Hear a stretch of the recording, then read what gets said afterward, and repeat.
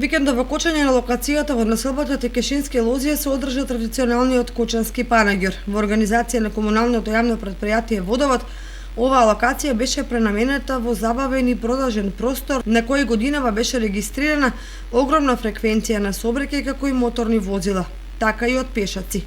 Несоодветниот однос на корисниците на просторот и посетителите на кочанскиот панаѓур повторно покажаа негрижа и некултура од хигиенски аспект.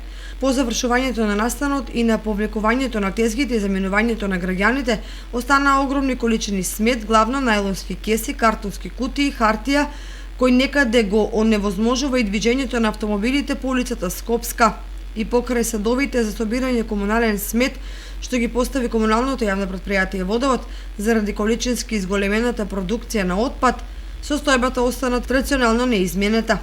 Грдата слика утринава ја поправија вработените од комуналното претпријатие Водовод, кои со полн капацитет, работна и техничка опрема ја вратија хигиената на тој простор во нормала.